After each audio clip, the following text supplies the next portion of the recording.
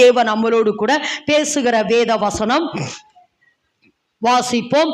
2 கொரிந்தியர் அப்போஸ்தலனாகிய பவுல் கொரிந்தியருக்கு எழுதின 2வது நிருபம் 5ஆம் அதிகாரம் 18வது வேத வசனத்தை வாசிக்க கேட்போம். இவையெல்லாம் தேவனாலே உண்டாயிருக்கிறது.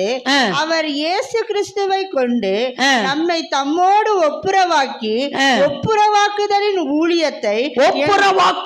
ஊழியத்தை எங்களுக்கு ஒப்புவித்தார், எங்களுக்கு ஒப்பு கொடுத்தார். எல்லாரும் அப்படியே கண்களை மூடி, இது 2 காரியம்.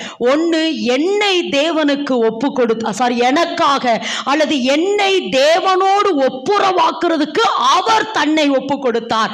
அடுத்து அவர் ஒப்புரவாக்கி விட்டு என்னை ஒப்புரவாக்குற ஊழியத்துக்குள்ள தேவன் என்னை நடத்துகிறார். எல்லாரும் ஆமா, அங்கிட்டு இங்கிட்டு நடக்காம தேவ பிரசனத்துக்குள்ள, ஆமா சின்ன பிள்ளைகளை கொஞ்சம் ரொம்ப கவனமா பார்த்துக்குங்க. ஆனா கர்த்தருடைய வசனத்துக்குள்ள நம்ம அப்படியே நம்மளை ஒப்பு கொடுக்க போறோம். நன்றியோடு கூட நம்ம துதிக்கிறப்பா, நன்றி அப்பா. அந்த ஒரு வரிய அப்படியே பாடி, நன்றி அப்பா, உமக்காகத்தானே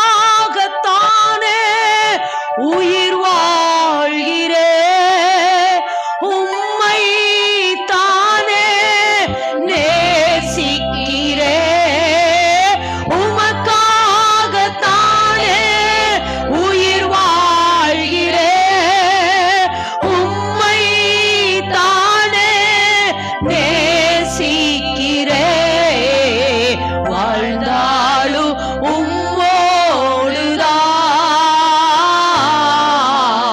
மரித்தாலும் உம்மோடுதான், நான் வாழ்ந்தாலும் இயேசுவுக்காய், மரித்தாலும் இயேசுவுக்காய், நான் வாழ்ந்தாலும் இயேசுவுக்காய், மரித்தாலும் இயேசுவுக்காய். ஆவியானவர் எங்கள் நடுவில் நிலை கொண்டிருங்க. இந்த வசனத்தை நாங்கள் இன்னும் ஆழமாய் விளங்கி கொள்ள ஆவியானவர் எங்களுக்கு உதவி செய்ய நாங்கள் ஜெபிக்கிறோம். நீங்க பேசுங்க, நாங்க கேட்கிறோம். எனக்கும் எங்களுக்கும் எதிரடையாய் போராடுகிற எல்லா வல்லமைகளிலிருந்தும் தேவன் எங்களை விடுதலை ஆக்குவீராக. இயேசு கிறிஸ்துவின் நாமத்தில் ஜெபிக்கிறோம் ஜீவனுள்ள நல்ல பிதாவே, ஆமேன் ஆமேன். மீண்டும் 2 கொரிந்தியர் 5:18 எல்லாரும் சேர்ந்து வாசிக்கலாமா? மைக்கில் வாசிப்போம், மித்த எல்லாரும் சேர்ந்து வாசிப்போம். இவையெல்லாம் தேவனாலே உண்டாயிருக்கிறது. அவர் இயேசு கிறிஸ்துவை கொண்டு நம்மை தம்மோடு ஒப்புரவாக்குதலின் ஊழியத்தை எங்களுக்கு ஒப்பு கொடுத்தார். ஆமென். இப்ப மைக்கில் வாசிங்கம்மா. இவையெல்லாம் தேவனாலே உண்டாயிருக்கிறது. அவர் இயேசு கிறிஸ்துவை கொண்டு நம்மை தம்மோடு ஒப்புரவாக்குதலின் ஊழியத்தை எங்களுக்கு ஒப்பு கொடுத்தார். ஒப்புரவாக்குதலின் ஊழியத்தை எங்களுக்கு என்ன செஞ்சாராமா? ஒப்பு கொடுத்தார். ஆமென் என்று சொல்லலாமா?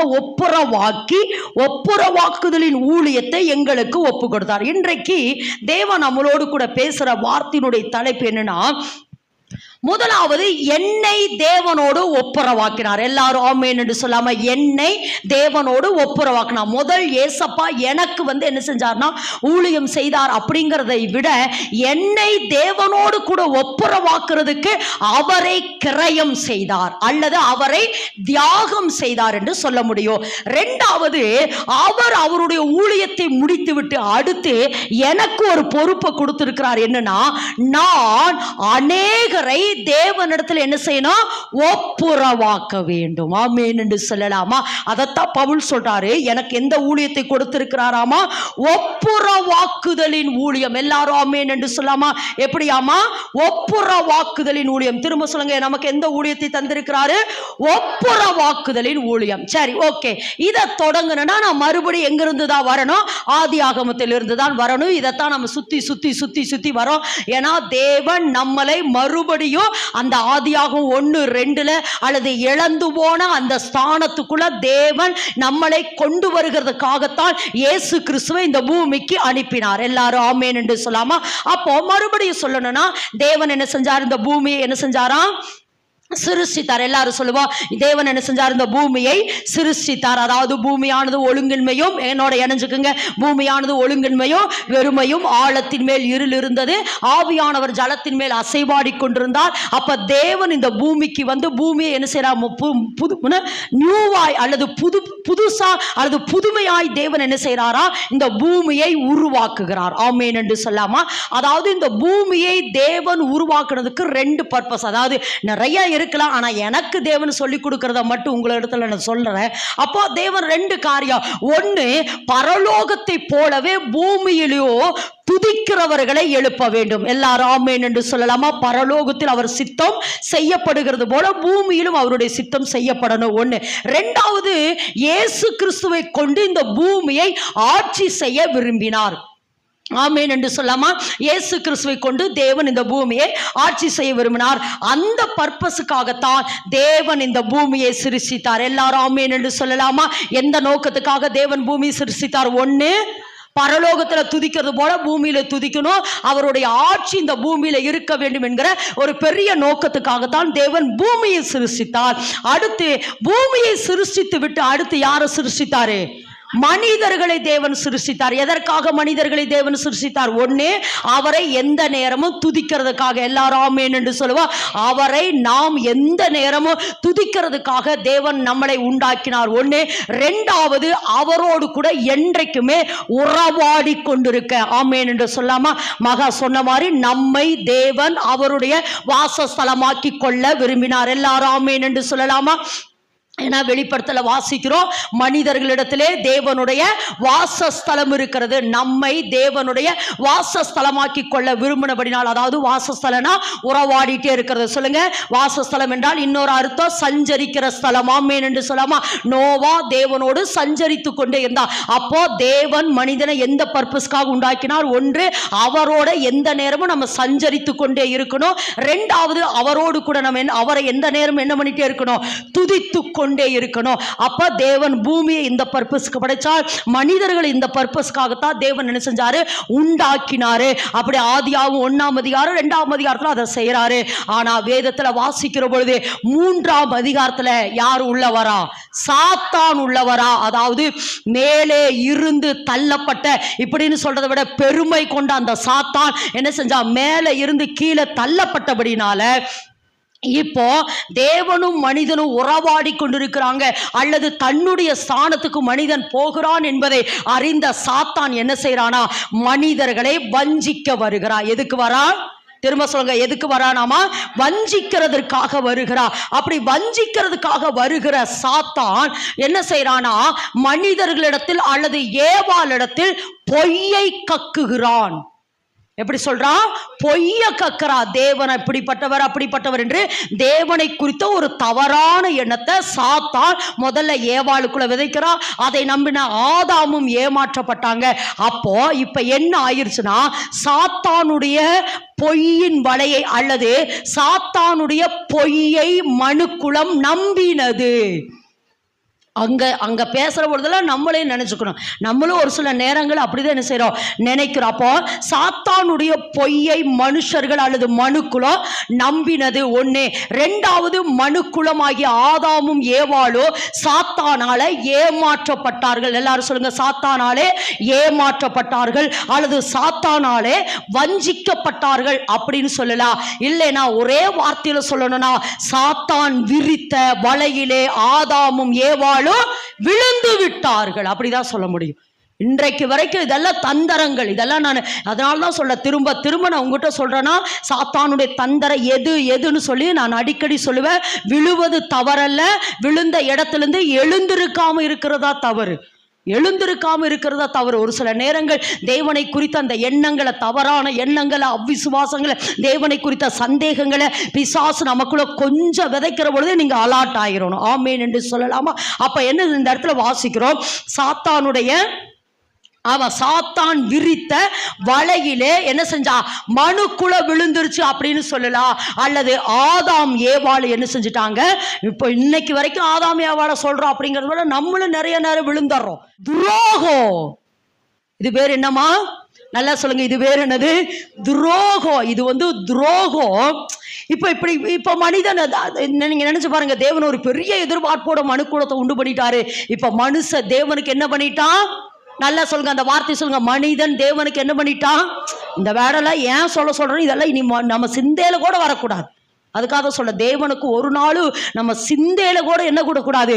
துரோகம் நினைக்க கூடாது. நீங்க எப்பவும் நீங்க சொல்லுங்க, எப்பவும் நீங்க சொல்லுங்க. ஏன்னா அதாவது சாத்தான் வந்து தேவன் நல்லவர் இல்லை அப்படிங்கிற ஒரு வரைபடத்தை ஏவாள்கிட்ட உண்டு பண்ணிட்டே இருந்தா எங்க பழைய ஏற்பாட்டின் காலத்துல. அதனால தான் புதிய ஏற்பாட்டின் காலத்துல அடிக்கடி சொல்றோம், கர்த்தர் நல்லவர், அவரை துதியுங்கள், அவர் கிருபை என்றும் உள்ளது. அதனாலதான் சொல்றேன், எப்ப வேணாலும் சொல்லுங்க, கர்த்தர் நல்லவர், கர்த்தர் ஒருபோது தவறு செய்ய மாட்டார், அவர் ஒருபோது தவறு செய்ய மாட்டார், அவர் ஒருபோது என் வாழ்க்கையில தவறு செய்ய மாட்டார், கர்த்தர் நல்லவர். ஆமென் என்று சொல்லாமா? அதனால்தான் சொல்றேன், அன்றியும் அவருடைய தீர்மானத்தின்படி அழைக்கப்பட்டவர்களாய் தேவனிடத்தில் அன்பு கூறுகிறவர்களுக்கு சகலமும், நல்லா சொல்லுங்க, சகலமும் நன்மைக்கு ஏதுவாகவே நடக்கிறது. ஒருபோதும் தேவன் நமக்கு துரோகம் பண்ணவே மாட்டாருமா. ஆமேன் என்று சொல்ல, நம்ம அவருடைய சாயல். ஆமேன் என்று சொல்லலாமா? அப்போ இதை ஏற்கனவே நான் சொல்லியிருக்கிறேன். இப்போ ஆதாம் ஏவாள் தேவனுக்கு என்ன பண்ணிட்டாங்க? நல்லா சொல்லுங்க, ஆதாம் ஏவாள் தேவனுக்கு என்ன பண்ணிட்டாங்க? துரோகம் பண்ணிட்டாங்க. கடந்த வாரத்தில் இதை நான் சொன்னேன். அதாவது ஒருவேளை தேவன் இப்படி பிளான் பண்ணியிருக்கலாம். எப்படி பிளான் பண்ணியிருக்கலாம்? ஆதாமனை உண்டு பண்ணினேன், மண்ணினால மனிதனை உண்டு பண்ணினேன். அப்போ இப்போ ஆதாம் உண்டு பண்ண, ஏவாளை உண்டு பண்ண, இவங்க ரெண்டு பேரும் துரோகம் பண்ணிட்டாங்க. அதனால இனி இந்த மனுக்குலமே வேண்டாம், அல்லது இந்த மனிதனே வேண்டாம், அல்லது ஆதாமே வேண்டாம் அப்படின்னு ஆதாமை தூக்கி போட்டுட்டு வேற ஒரு மண்ணை எடுத்து தேவன் என்ன பண்ணியிருக்கலாம்? இன்னொரு மனிதனை உண்டு பண்ணி இருக்கலாம். இதுக்கு தான் எக்ஸாம்பிள் சொன்னேன். ஃபஸ்ட்டு அந்த ஜூலை 1, 2, 3 என்ன பண்ணுவோம்? ஸ்கூலுக்கு போவோம். நமக்கு ஒரு புது நோட்டு. அப்போ தான் நிறைய தீர்மானங்கள் எடுப்போம். இந்த நோட்டை இப்படி பண்ணணும், அப்படி பண்ணணும். ஃபஸ்ட்டு பக்கமே கிறுக்கிட்டேன்.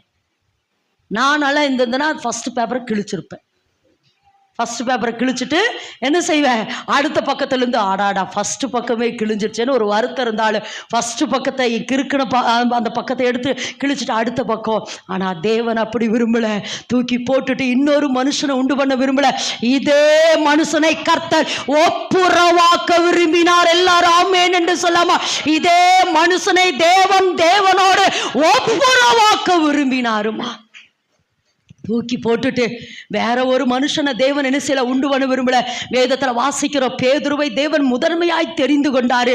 பேதுரு மறுதளிச்சுட்டா அப்படிங்கிறதுக்காக பேதுருவை விட்டு கடந்து போகல. அல்லது பேதுருவை நீ இல்லைன்னா என்ன, யோவான் இருக்கிறார், யாக்கோப் இருக்கிறார் அப்படிங்கிறதுக்காக இல்லை. அதே பேதுருவை மறுபடியும் தேவன் தேடி வந்து எத்தனை முறை அவன் மறுதளித்தானோ அத்தனை முறை நீ என்னை நேசிக்கிறாயா, நீ என்னை நேசிக்கிறாயா என்று அவன் வாயிலிருந்து அரிக்கடை வைத்து மறுபடியும் அதே பேதுருவை திரும்ப வேறே பாத்திரமாக வணைந்து 3000க்கும் 5000க்கும் ஆசீர்வாதமாய் மாற்றினார். ஆமென் என்று சொல்லலாமா?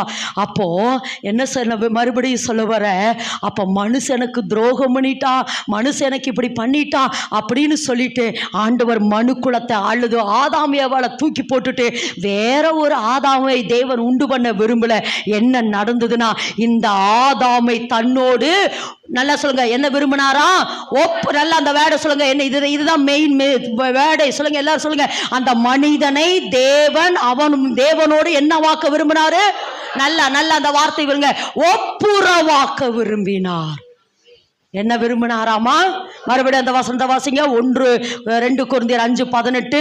ஆமா, 2 கொரிந்தியர் 5:18 வேகமா. இவையெல்லாம் தேவனாலே உண்டாயிருக்கிறது, அவர் இயேசு கிறிஸ்துவை கொண்டு நம்மை தம்மோட ஒப்புரவாக்கி, இயேசு கிறிஸ்துவை கொண்டு நம்மை தம்மோட ஒப்புரவாக்கி, நம்மை தேவனோடு ஒப்புரவாக்கி ஒப்புரவாக்குதலின் ஊழியத்தை நம்ம கிட்ட கொடுத்தார். இப்ப சொல்லுங்க, நம்மை தேவனோடு என்ன வாக்க விரும்பினார்? நல்லா சொல்லுங்க அந்த வேட, நல்லா அந்த அழுத்தி சொல்லுங்க அந்த வேட, ஒப்புரவாக்க விரும்பினார். ஒப்புரவாக்க விரும்பினார் அப்படிங்கிறதுனுடைய 7 அர்த்தங்கள், அதாவது இதனுடைய ஒப்புரவாக்குதல் அப்படிங்கிறதுனுடைய இன்டர்பிரேஷன் அல்லது விளக்கம் அல்லது மொழிபெயர்ப்பு இன்னும் நம்ம விளங்கி கொள்ற மாதிரி வேதத்திலிருந்து, அதாவது இந்த ஒப்புரவாக்குதலுடையதான இன்டர்பிரேஷன் என்ன அப்படின்னா, போன வாரத்துக்கு முந்தின வாரமே சொன்னேன், தேவன் நம்மளை சமரசமாக்க விரும்பினார். எல்லாரும் ஆமென் என்று சொல்லுவோம். தேவன் என்ன விரும்பினாரா? நல்லா சொல்லுங்க, என்ன விரும்பினாராமா? சமரசம். நல்லா சொல்லுங்க அந்த வார்த்தை விரும்ப. சமரசன என்ன சொன்ன, போன முறையும் சொல்லியிருந்தேன். சமாதானமாக்கி கொள்ள விரும்பினார், சமரசமாக்கி கொள்ள. உனக்கு எனக்கு பிரச்சனை இல்லை, நம்ம 2 பேரும் என்ன ஆயிடலாம், சமரசமாயிடலாம், சமாதானம் ஆயிடலாம். இனி நீ பாவியும் இல்லை, எப்படி இல்லை, நீ பாவி இல்லை, நீ என்னோடு கூட, ஆமா நீ ஒப்புரவாக்கி கொள்ள உன்னை விரும்புற, அதனால நீயும் நானும் ஒன்னாயிக்கலாம் அப்படின்னு சொல்லி மனுக்குலத்தை தேவனோடு தேவன் என்ன பண்ண விரும்புகிறார்? 1 சமரசம். சொல்லுங்க, 1 சமரசம். 2வது ஒப்புரவாக்குதலுடைய மீனிங் என்னன்னா, தேவன் மனிதனை மன்னிக்க விரும்பினார். எல்லாரும் ஆமென் என்று சொல்லுங்க. தேவன் மனிதனை என்ன விரும்பினாரா? மன்னிக்க. சொல்லுங்க, தேவன் மனிதனை என்ன விரும்பினாரா? மன்னிக்க விரும்பினார். அடுத்து பாத்தீங்கன்னா உறவுகளை, ஏன்னா இப்ப தேவனும் ஆதாமும் இதுக்கு முன்னாடி எப்படி இருந்தாங்க? உலாவிட்டு இருந்தாங்க. என்ன பண்ணிட்டு இருந்தாங்க? எல்லாரும் ஆமென் என்று சொல்லுங்க. உறவுகளை என்ன செஞ்சாரா? மீட்டெடுக்க விரும்பினார். முதல்ல சொல்லுங்க, முதல் பாயிண்ட் என்னது?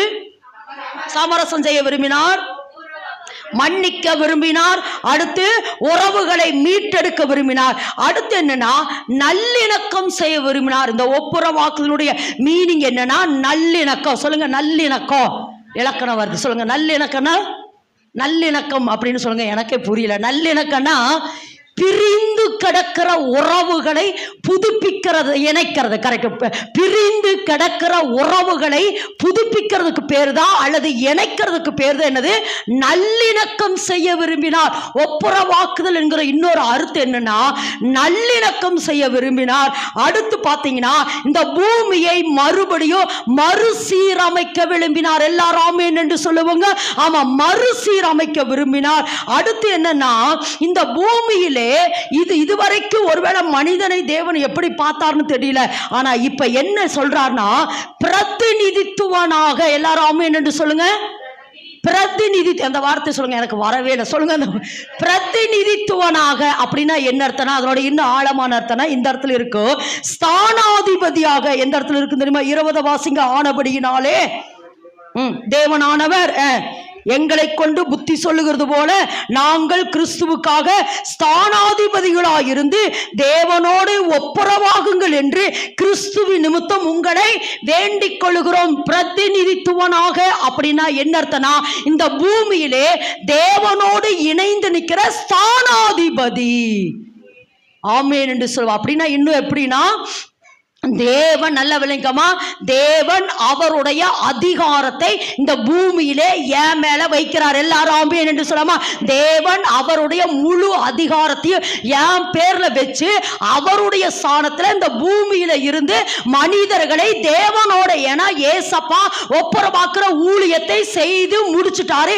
இனி நான் அவருடைய ஸ்தானத்துல நின்று, அவருடைய பிரதிநிதியா நின்று, அவருடைய ஸ்தானாதிபதியாக நான் இந்த பூமியில நின்று அவரிடத்தில் இருக்கிற அதிகாரங்களையும் அவரிடத்தில் இருக்கிற வல்லமைகளையும் வாங்கி கொண்டு இந்த பூமியிலே வேலை செய்து இந்த பூமியிலே இருக்கிற மனிதர்களை நான் தேவனோடு ஒப்புரவாக்குற ஊழியத்தை செய்யும்படியாக என்னை ஒரு பிரதிநிதித்துவமாக இன்னைக்கு அந்த அனைத்தீங்க வேற யாரையும் தெரிந்து கொள்ள கர்த்தர் உங்களை தெரிந்தெடுத்திருக்கிறார். ஆமென் என்று சொல்லலாமா?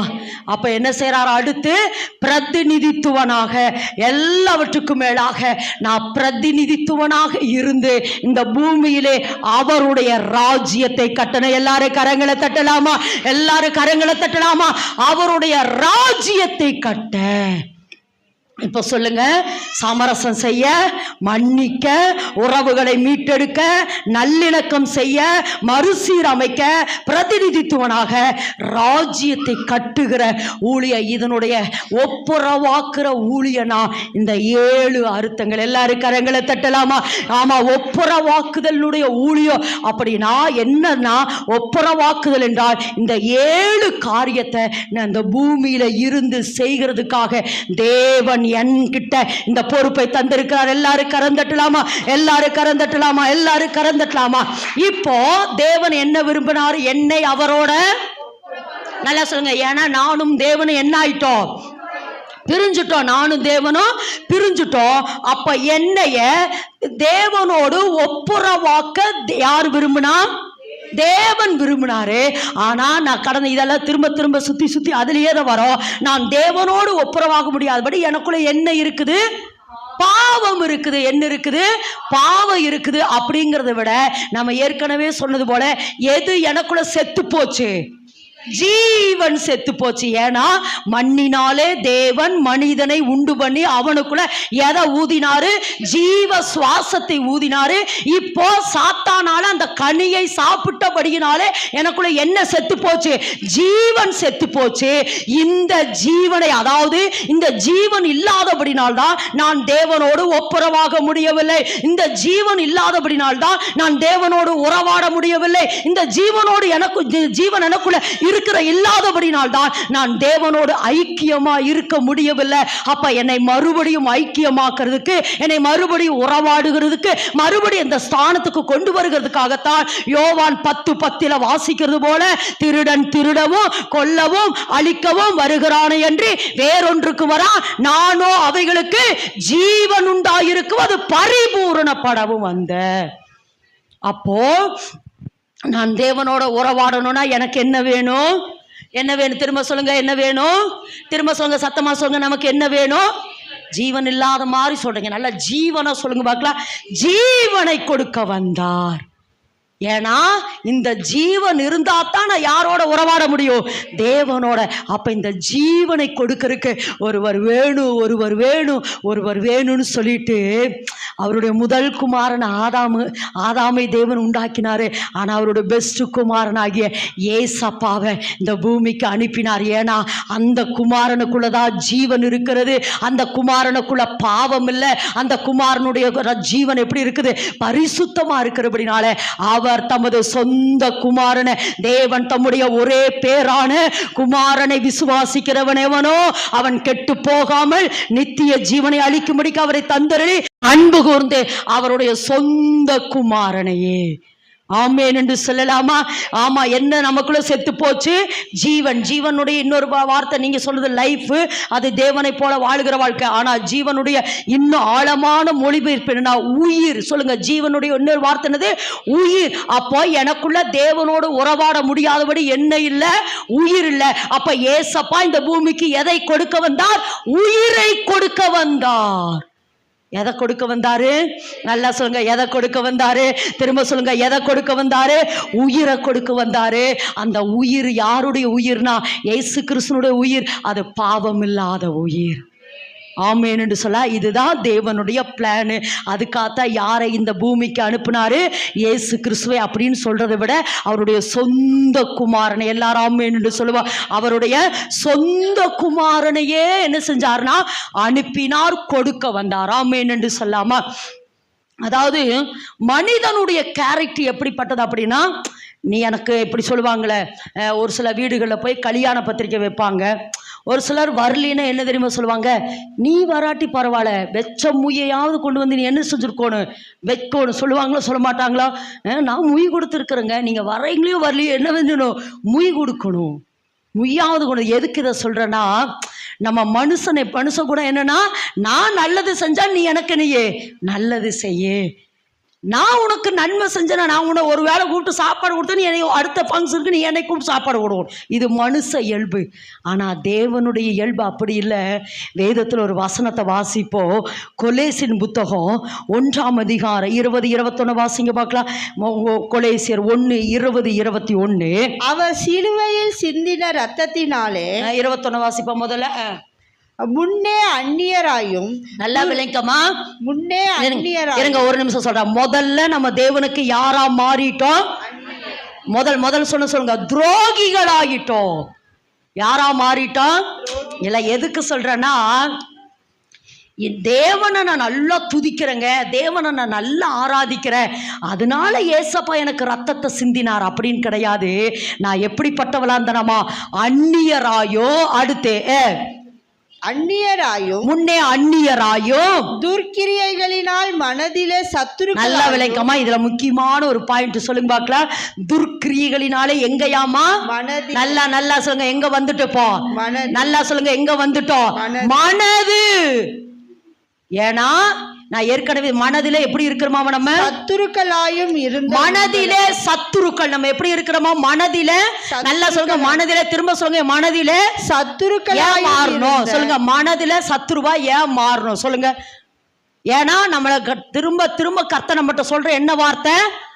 மனது. மனது. ஏன்னா மனதுதான் உங்கள் மனம். சொல்லுங்க, மனம் எங்க இருக்கு? இப்ப சொல்லுங்க, மனம் எங்க இருக்கு? சிஸ்டர் சொல்றாங்க இங்க இருக்குதா? சொல்லுங்க. மைண்ட் எங்க? இங்க இருக்குமா? மைண்ட் மெயின் எங்கமா இருக்கு? ஆத்துமாவுல இருக்கு. மனது எங்க இருக்குது? ஆத்துமாவுல. அதனாலதான் சொல்றேன், அந்த ஆத்துமாவுக்காக பாவ நிவர்த்தி அப்படின்னு சொல்லி சொன்னோம். அப்ப அந்த மனது எங்க இருக்குது? ஆத்துமாவுக்குள்ள இருக்குது. அந்த ஆத்துமாவுக்குள்ள என்னென்ன இருக்குது? மனம், அறிவு, சிந்தை, சித்தம், உணர்ச்சி, நினைவு, இருதயம். 7 காரியம் இருக்குது. இந்த மனதை தான் பிசாசு மாத்தறான். இதை நான் ஏற்கனவே அந்த பாவ சட்டத்தை பேசுற பொழுது மனதின் பிரமாணத்தை குறித்து இந்த இடத்துல பேசியிருக்கிறேன். இந்த மனதின் பிரமாணம் தான் என்ன பண்ணுது? பாவ பிரமாணத்தோட இணைஞ்சிருக்குது. ஆனா இந்த பாவ பிரமாணத்தை கட் பண்ணிட்டு எந்த பிரமாணத்தோட இணையணும்? ஜீவ பிரமாணத்தோட இணையணும். இதை வந்து இந்த பாவ சட்டம், மனதின் சட்டம், பாவ சட்டம், ஜீவ சட்டத்துல மெசேஜில் இதை குறித்து பேசியிருக்கிறேன். சரி, ஓகே. இப்போ எதுல நம்ம சத்துருவா இருந்தோம்? நல்லா நல்லா அந்த வேட அழுத்தி சொல்லுமா, எதுல? மனது. ஏங்க இந்த மனது சத்துருவா மாறுச்சு? சொல்லுங்க. நான் பிரசங்கம் பண்ணுனது தான் கேட்கிறேன். சொல்லுங்க. இந்த பிரசங்கம் பண்ணுனது தான் கேட்கிறேன்.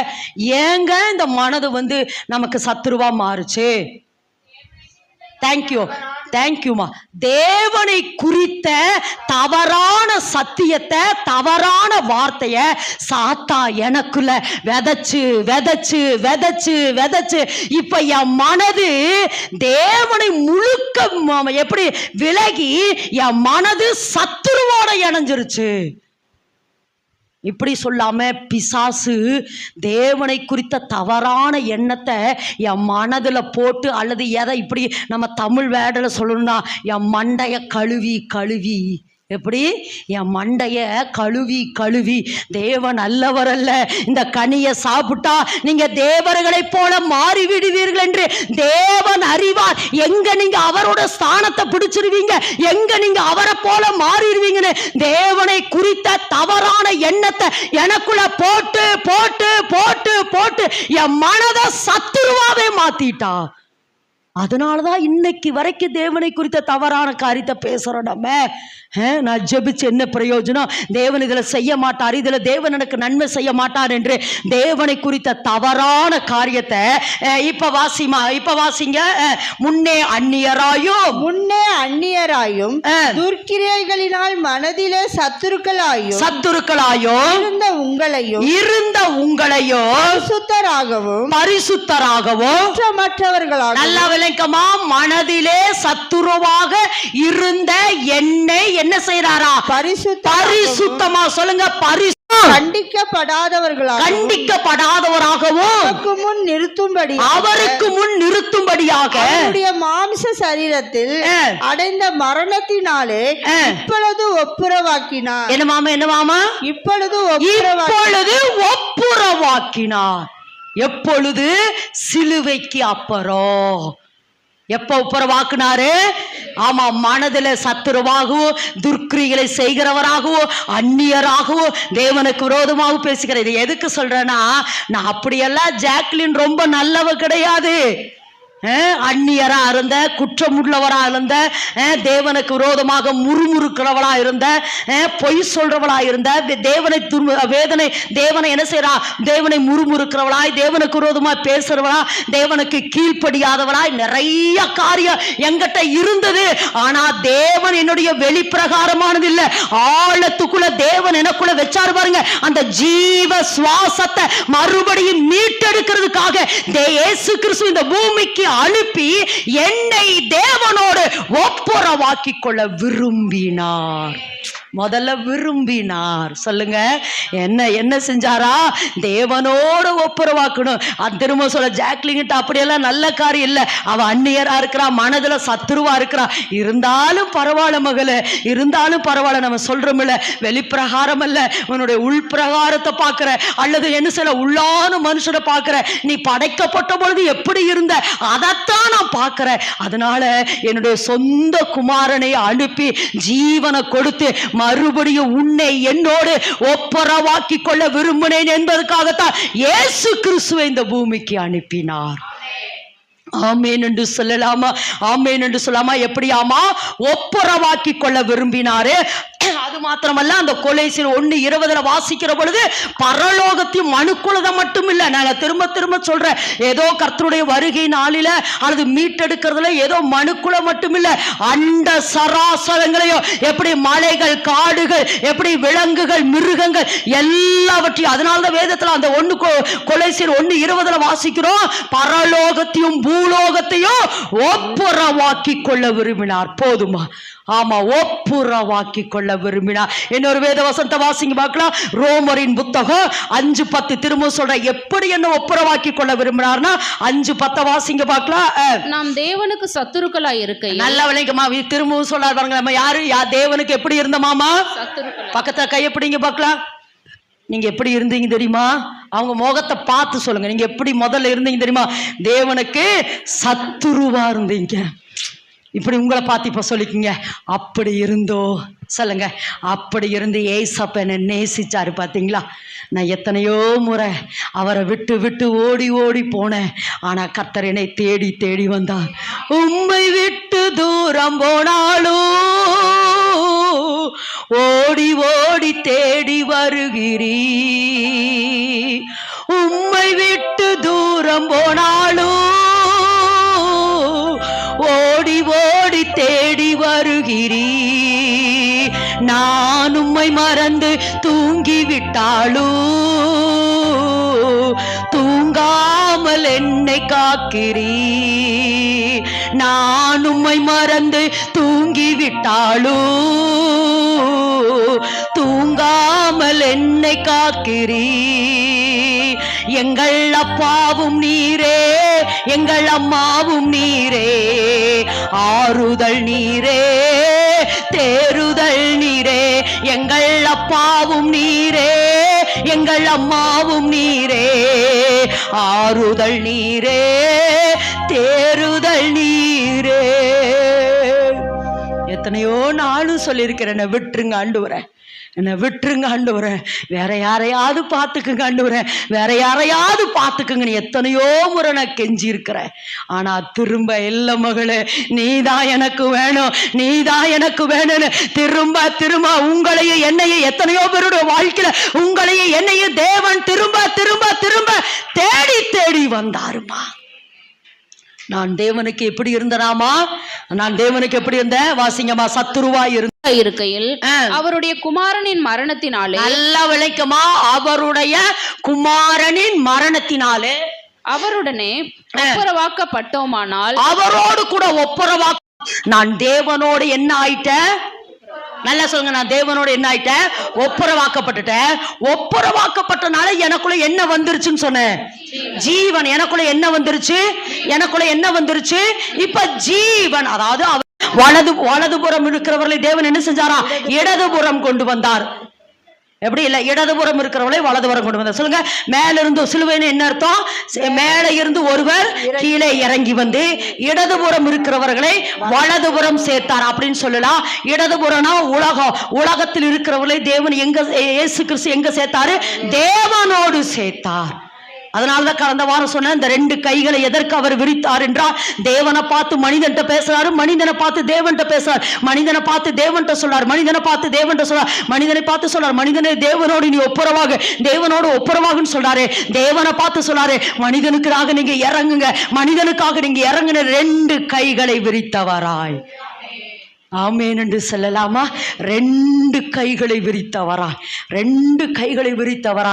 இன்னொன்று அடிக்கடி சொல்லுவேன், சிலுவை என்றால் என்ன அர்த்தம்னா, நான் மைனஸா இருந்த, சொல்லுங்க, நான் மைனஸா இருந்த ஏசிய வாழ்க்கையில வந்தபடி நான் பிளஸ் ஆயிட்டேன். நான் இப்ப அநேகருக்கு ஆசீர்வாதம் ஆயிட்டேன். நான் பிளஸ்ஸா மாறிட்டேன். வாழ்க்கையில மைனஸா இருந்தது. ஆனா ஏசு மேல இருந்து என் வாழ்க்கையில ஒருவர் இறங்கி வந்தபடினாலே நான் பிளஸ்ஸா மாறிட்டேன்.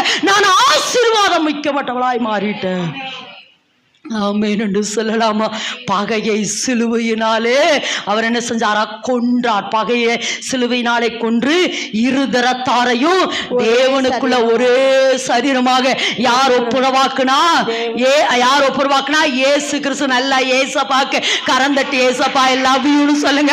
டாடி ஏசப்பா உமக்கு நன்றி, என்ன தேவனோடு ஒப்புரவாக்கி இருக்கிறீங்களே. முன்னே தூரமா இருந்த நானு, முன்னே துர்க்கிரிகளை செய்து கொண்டிருந்த நானு, முன்னே அந்நியரா இருந்த நானு, முன்னே மனதிலே சத்துருவாய் இருந்த என்னைய, ஆமா, தேவனுக்கு முன்பாய் குற்றமற்றவராய் பரிசுத்தராய் தேவனுடைய வாசஸ்தலமாய் என்னை தேவனுக்கு முன்பாக அல்லது தேவனுக்குள் ஒப்புரவாக்கின ஏசப்பாவுக்கு கோடான கோடி நன்றிகளை ஏறெடுக்கிறேன். ஆமென் என்று சொல்லலாமா? இன்னும் ஒரு தடவை நல்லா கரந்தட்டி ஏசப்பா உமக்கு நன்றி நன்றி நன்றி அப்பா. நன்றியோடு கூட துதிக்கிறேன். சும்மா சொல்லிட்டோம். நான் ஏற்கனவே அடிக்கடி சொல்றதா, அவருடைய சரீரத்தில் எத்தனை காயங்களாமா? 5000 ஆக்ஸ்போ பல்கலைக்கழகத்தில் இதை குறித்ததான கணக்கெடுப்பு. ஆமா, அவருடைய சரீரத்தில் எத்தனை காயங்கள்? 5480 காயங்கள். அதுல முதுகுல மாத்திரம் முதுகுல மாத்திரம் 150 காயங்கள். அதுல ஆழமான காயங்கள் எத்தனை? 17 ஆழமான காயம்னா அப்படியே ஒரு குழா சதையை எடுத்தா எப்படி குழியா இருக்குமோ, அதனால ஒரு இடத்துல இதுல இருக்கு தெரியுமா, சங்கீதத்துல, என் முதுகை உழுகிறவர்களை போல மாற்றினீங்க. அப்ப அவருடைய முதுகு எப்படி இருந்தா? உழுகிறதை போல. நான் அடிக்கடி சொல்ற வார்த்தை, ஆமா, ரோமருடைய முறைப்படி 40க்கு 1 கூட 39 அடிகள் என்ன செஞ்சாங்க? அடித்தாங்க. ஏன்னா அவங்க சாட்டையை எடுத்துட்டா அத்தனை அடி அடிச்சே தீரணும், அது அவங்களுடைய தீர்மானம். அடுத்து யூதர்களுடைய முறைப்படி 80 அடிகள், கிட்டத்தட்ட 600 போர் சேவர்கள் அவரை நின்று என்ன செஞ்சாங்க? அடித்தாங்க. அவர் தூக்கி கொண்டு போன அந்த சிலுவையினுடைய, ஆமா, வெயிட் எவ்வளவு தெரியுமா? 150 கிலோ எடையுள்ள அந்த சிலுவையை அப்படியே தூக்குறாரு. அப்படியே தூக்கிட்டு போறாரு. அவர்னால நடக்க முடியல. ஒரு பக்கம் வேதனை, ஒரு பக்கம் துக்கம், இன்னொரு பக்கம் சிலுவையினுடைய பாரம் தூக்குறாரு. கொல்கதா மேட்டுல, ஏன்னா சாதாரணமான ஒரு தரையில நடந்துடலாம், ஆனா கொல்கதா மேட்டுல அப்படியே மேல ஏறாரு. ஒருவேளை அவர் அந்த இடத்துல நின்று சொல்லி இருக்கலாம், ஐயோ என்னால முடியலையேன்னு சொல்லி. அப்ப அந்த இடத்துல நின்னுதான், என்னையோ சித்தீரே, என்னை நேசித்தீரே, என்னையோ சித்தீரே, என்னை நேசித்தீரே, எனக்காக ஜீவன் தந்தீரே, எனக்காக ஜீவன் தந்தீரே. தடுமாறு கால்களை கண்டே, கண்கள் குளமாகி போனதையா. பாரமான சிலுவை என்று இறக்கி வைக்கவில்லை, கூர்மையான ஆணி என்று புறக்கணிக்கவில்லை.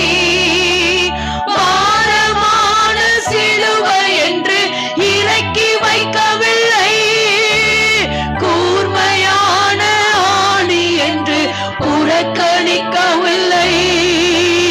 என்னை யோசித்தீரே, என்னை நேசித்தீரே, என்னை யோசித்தீரே, என்னை நேசித்தீரே, எனக்காக ஜீவன் தந்தீரே, எனக்காக ஜீவன் தந்தீரே.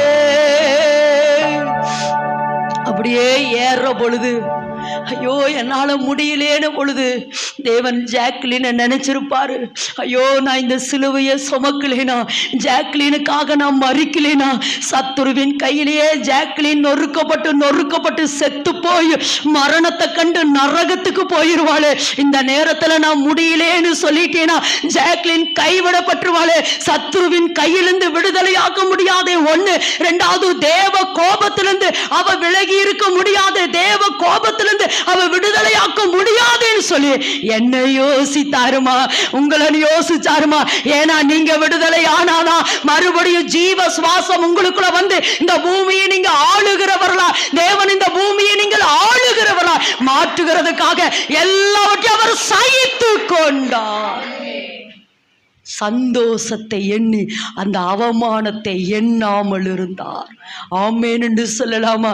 இதை விட ஒன்னொன்னு என்ன தெரியுமா? வாசிங்க பார்க்கல. ஏசாயா 53 அதிகாரம் 53 11 12 வாசிங்க. 11 12. அவர் தமது ஆத்தும வருத்தத்தின் பலனை கண்டு திருப்தி ஆவார்.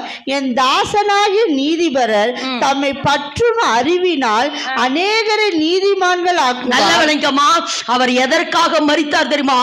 அநேகரை நீதிமான்களாக்க. ஒண்ணு. அடுத்து, அவர்களுடைய அக்கிரமங்களை தாமே சுமந்து கொள்வார். அவர் தம்முடைய ஆத்துமாவை மரணத்தில் ஊற்றி அக்கிரமக்காரரில் ஒருவராக எண்ணப்பட்டு அநேகருடைய பாவங்களை தாமே சுமந்து கொண்டது நிமித்தம் அநேகரை அவருக்கு பங்காக, நல்ல விளக்கமா, அநேகரை அவருக்கு பங்காக கொடுப்ப, பல பலவான்களை அவர் தமக்கு கொள்ளையாக பங்கிட்டு கொள்வார். அதாவது இதனுடைய இன்டர்பிரேஷன் எப்படி இருக்குது அப்படின்னு சொன்னா, அதாவது ஏசப்பா சிலுவையில இருந்த பொழுது எனக்கு முடியல அப்படின்னு சொல்லி அப்படியே வேதனைப்பட்டு இருக்கிற பொழுது, வேதனைப்பட்டு கொண்டு அவ்வளவு துக்கத்தோடு இருக்கிற பொழுது, ஏன்னா இதையெல்லாம் யாரு கவனிச்சுட்டு இருக்கிறா? பிதா கவனிச்சுட்டு இருக்கிறான். தம் பிள்ளை வேதனைப்படுறத, துக்கப்படுறத நீங்க நினைச்சு பாருங்க. நம்ம கண்ணு முன்னாலேயே நம்ம பிள்ளை வேதனைப்படுறத நம்மளால பார்த்துட்டு இருக்க முடியுமா? ஆனா இதையெல்லாம் பிதா பார்த்து கொண்டு இருக்கிறான். ஏசப்பா படுகிற அந்த பாடு, அந்த துக்கம், அந்த துயரம், இந்த 600 போர் சேவகர்கள் அவரை அடிக்கிற அடி, அந்த ஆணியினுடைய வேதனை, அந்த முட்களுடைய வேதனை, இது எல்லாவற்றையும் பிதா பார்க்கிறாரு. ஏசப்பா அந்த சிலுவையை அப்படியே அந்த கொல்கதா மேட்ல சுமந்து கொண்டு போகிறத பார்க்கிறாரு. 2 கைகளை ஆணி அடிக்கிறத பார்க்கிறாரு. அந்த சிலுவையை தூக்கி அப்படியே நிறுத்துறது, இதெல்லாம் பிதா பார்க்கிறாரு. ஏசப்பா அதை துடிக்கிறத, ஏசப்பா துடிக்கிறத அப்படியே பார்த்து கொண்டு இருக்கிற பொழுது, ஐயோ என்னால முடியலன்னு ஒரு நிமிஷம் ஏசப்பா நினைச்சிருந்தாலும் கூட பிதா என்ன செஞ்சாரா? நம்ம எல்லாருடைய முகத்தையும் அப்படியே ஏசப்பாவுக்கு காண்பிச்சாரா? நம்ம எல்லாருடைய முகத்தையும். அதனால எல்லாருடைய முகத்தையும் ஏசப்பா அப்படியே என்ன செஞ்சாரா? பிதா ஏசப்பாவுக்கு அப்படியே காமிச்ச பொழுது இந்த இடத்துல சொல்றோம், ஐயோ இப்ப நான் கொஞ்சம் வேதனைப்படுறேன், இப்ப நான் துக்கப்படுறேன், ஆனா நான் இந்த வேதனையை சகிப்பேன் என்றா எல்லாவற்றையும் நான் மறுபடியும் கொள்ளை பொருளாக எல்லா மனு குலத்தையும் நான் மீட்டெடுத்துருவேன். இதை கொஞ்சம் நான் சகிச்சுக்கிறேன், இதை நான் கொஞ்சம் சகிச்சுக்கிறேன். நம்மளுடைய முகத்தை எல்லாம் ஏசப்பா என்ன செஞ்சாரா? பிதா என்ன செஞ்சாரா? ஏசப்பாட்ட காட்டுனாரா? இப்படி சொல்லலாமே, ஒரு தாய் அதாவது பெண்கள் அந்த பிரசவ நேரத்துல துடிக்கிற துடியில நம்ம நானல அந்த முடிவு சொல்லிக்கிறேன், போதுண்டா இந்த ஒரு குழந்தையே போதுன்னு எத்தனையோ முறை நம்ம சொல்லி இருக்கிறோம். இந்த ஒரு குழந்தையே போதும், இந்த வலி என்னால தாங்க முடியல அப்படின்னு சொல்லி அந்த ரொம்ப துடித்து அப்படியே அந்த பிள்ளைய பெற்று எடுத்துட்டு வந்து அத்தனை துடிப்போடு இருக்கிற பொழுது, ஒருவேளை நம்ம கணவன்மாரோ ஒருவேளை மற்றவர்களோ அந்த குழந்தை முகத்தை கொண்டு வந்து நம்ம முன்னாடி காட்டுற பொழுது எவ்வளோ சந்தோஷம். அதே போலதான் ஏசப்பா அந்த வழியில துடித்து கொண்டிருக்கிறார். அதனாலதான் ஒரு முறை இந்த பிரசங்கத்தை நான் பண்ணி இருக்கிறேன். இயேசு கிறிஸ்து சிலுவையிலே என்னை ரத்தமும் சதையுமா பெற்றெடுத்தார். நல்லா கரந்த பெற்றெடுத்தார், திரும்பவும் என்னை பெற்றெடுத்தார். திரும்பவும் என்னை பெற்றெடுத்தா ரத்தமும் சதையுமாய். ஏசப்பா, ஏன்னா நான் சொல்லியிருக்கேன்ல, ஏசாயா 52:14 வாசிக்கிற பொழுது அந்த கேடு அடைந்தார். எப்படி அறிந்தார? வாசிங்க 52:17. அவர் மனுஷ முகத்தை பார்க்கலும், வாசிங்க, பார்க்கிலும் அவருடைய முக பார்வையும் மனுபுத்திரரை பார்க்கிலும் அவருடைய ரூபமும் இவ்வளவு அந்த கேடு. அப்படின்னா அதனுடைய மீனிங் என்னன்னா, உருகுலைந்தது. என்ன குலைஞ்சது? என்ன கேடு? அபாஷனாச்சுன்னு சொல்ற மாதிரி உருகுலை. அப்ப சுத்தமாலுமே, அதாவது வேதத்துல வாசிக்கிறோம், அவர் தேவனுக்கு சமமாயிருப்பதை கொள்ளையாடின பொருளாக எண்ணாமல் தம்மை தாமே வெறுத்து அடிமையின் ரூபம் எடுத்து என்ன சாயலானாரு? மனுஷ சாயலானார். ஆனா இந்த இடத்துல வாசிக்கிறோம், அந்த மனுஷ சாயல் கூட அவருக்கு இல்லைங்க.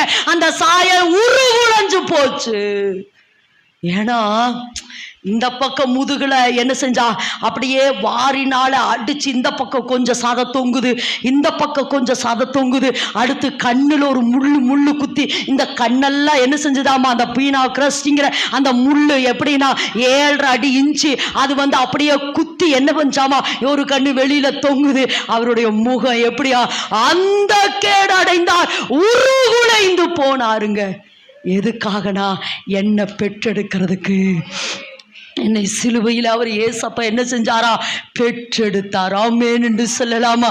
என்னை என்ன செஞ்சாராமா? ஏசப்பா சிலுவையிலே, அவர் என்னை சிலுவையிலே பெற்றெடுத்தாருங்க.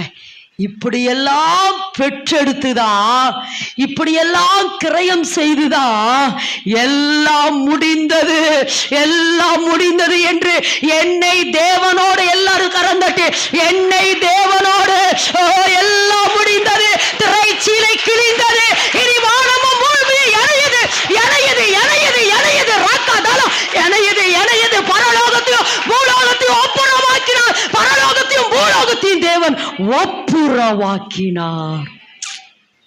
பரலோகத்தையும் பூலோகத்தையும் ஒப்புரவாக்கினார். திரைச்சீலை கிழிந்தது, கிழிந்தது.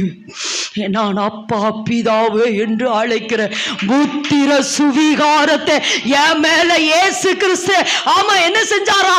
தேவனோடு என்னை ஒப்புரவாக்கினாருமா. என்னை தேவனோடு ஒப்புரவாக்கினார். எல்லாரும் சொல்லலாமா? எல்லாரும் நன்றி ஆண்டவரே, நன்றியோடு என்னை ஒப்பு கொடுக்கிறேன், என்னை ஒப்பு கொடுக்கிறேன், என்னை ஒப்பு கொடுக்கிற சொல்லுங்க. பரலோகத்தையும் பூலோகத்தையும் தேவன் என்ன செஞ்சாரு? நல்லா சொல்லுங்க, ஒப்புரவாக்கினார்.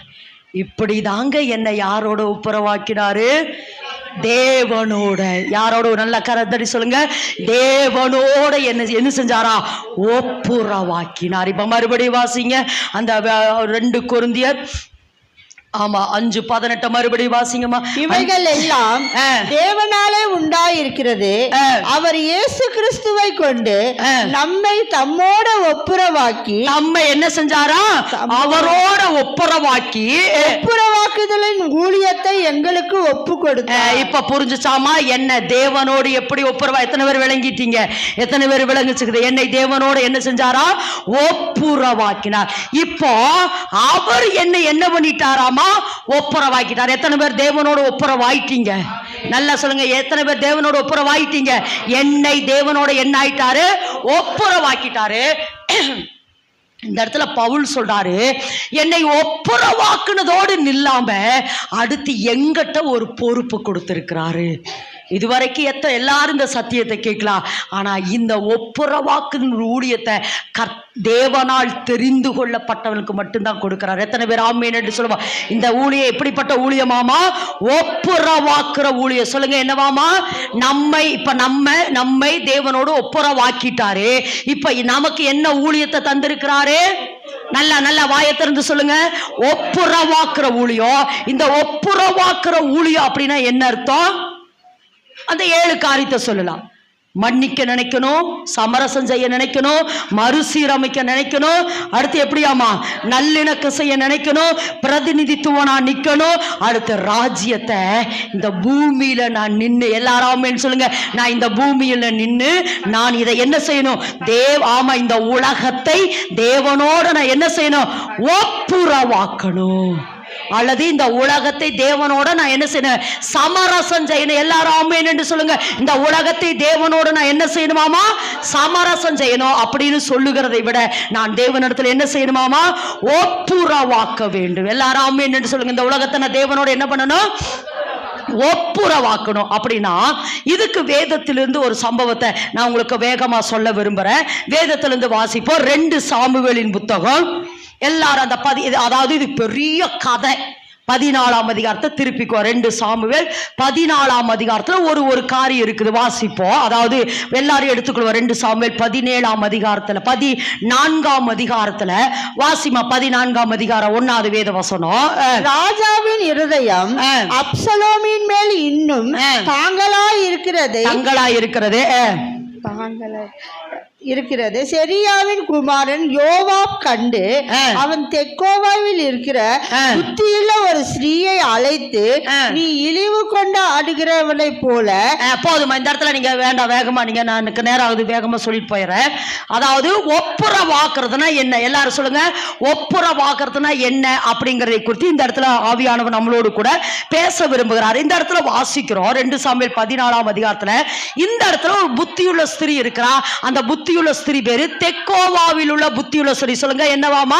தெக்கோவாவில் உள்ள புத்தியுள்ள ஸ்திரீ. 3 புத்தியுள்ள ஸ்திரீகள் இருக்காங்க.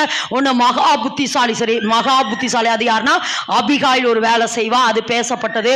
அடுத்து பெத்மாக்காவாகிய ஆபேல் பட்டணத்துல ஒரு புத்தியுள்ள ஸ்திரீ இருந்தா, அங்க ஒரு காரியத்தை செய்யறா. இங்க பாருங்க, எங்கேயாமா? தெக்கோவாவில் உள்ள புத்தியுள்ள ஸ்திரீ. இப்ப இந்த புத்தியுள்ள ஸ்திரீ குறித்து இந்த இடத்தை வாசிக்கிற. இந்த ஸ்திரீ எதை ஒப்புரவாக்கினாள் என்பதை குறித்து தான் இன்றைக்கு, அதாவது ஒப்புரவாக்கணும் அப்படிங்கறத என்னங்கிறதுக்காக இதை கொஞ்சம் உங்களுக்கு விளக்கத்தை கொடுக்க விரும்புறேன். அதாவது இந்த 2 சாமுவேல் 13ஆம் அதிகாரத்தை ஃபுல்லா நீங்க வீட்டுல வாசுங்க. நான் ஷார்ட்டா சொல்ல விரும்புறேன். அதாவது தாவீதினுடைய குமாரர்கள் அப்சலோம், அம்னோன் அப்படிங்கிற 2 பேரு. அப்சலோமுடைய தங்கச்சி பேரு தாமார். இந்த தாமார அம்னோன் மிஸ்யூஸ் பண்ணிட்டான். இங்க இருங்க, எல்லாரும் இங்க வந்துருங்க. ஆமா, நீங்க அங்க இங்க சுத்தாம இங்க வந்துருங்க. ஆமா, அப்சலோமுடைய தங்கச்சி தாமார். இந்த தாமாரை அம்னோன் என்ன செஞ்சா? மிஸ்யூஸ் பண்ணிட்டா. தவறா அவனை பலாத்காரம் படுத்துறா அப்படின்னு சொல்லிடலாம். அப்ப அந்த தாமார்கிட்ட தவறா இவன் நடந்து கொண்டதை விட தாமார் ஏமாற்றப்பட்டாள், வஞ்சிக்கப்பட்டு ஏமாற்றப்பட்டாள். அதாவது நான் உன்னை திருமணம் பண்ணிக்கிறேன் அப்படின்னு சொல்லி மிஸ்யூஸ் பண்ணினது நிமித்தம் இந்த தாமார் வஞ்சிக்கப்பட்டால், ஏமாற்றப்பட்டா. இப்ப இத நினைச்சு இந்த தாமார் அழுதுட்டுக்கிறா, வீட்டுக்குள்ள அழுதுட்டுக்கிறா. தாமாரனுடைய அண்ணன் யாருன்னா அப்சலோம் வரா. ஏமா அழுகிறேன் அப்படின்னு கேட்கிறா. இப்படி அம்னோன் இப்படி பண்ணிட்டாரு அப்படின்னு இந்த அப்சலோம் ரொம்ப நாள் அந்த பழி வாங்க நினைக்கிறா. இவனை எப்படியாவது அம்னோனை கொன்னணும் அப்படின்னு சொல்லி நினைக்கிறா.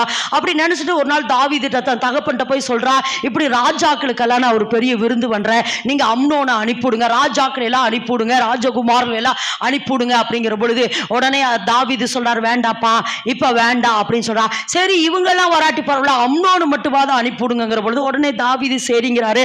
அதே போல அந்த இடத்துல வாசிக்கிற பொழுது ராஜகுமார் எல்லாம் கூப்பிட்டு அவ என்ன செய்யறானா? ஒரு பெரிய விருந்து பண்றா. வாசிக்க முடியுமா? அது 2 சாமுவேல் 14ஆம் அதிகாரம். அப்ப விருந்து பண்றது மட்டும் இல்ல, இந்த ராஜகுமார்கள் எல்லாம் இவன் கொன்று போட்டான் என்று சொல்ல முடியும். ராஜகுமார்கள் எல்லாம் இவன் என்ன செஞ்சானா? கொன்று போட்டான். 14ஆம் அதிகாரத்துல நம்ம வாசிக்கிற பொழுது வாசிக்க முடியுமா? வாசிமா 2 சாமுவேல்.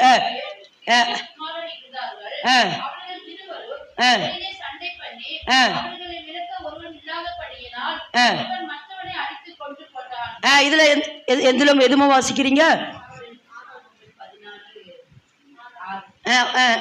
வாசிங்க மறுபடியும்.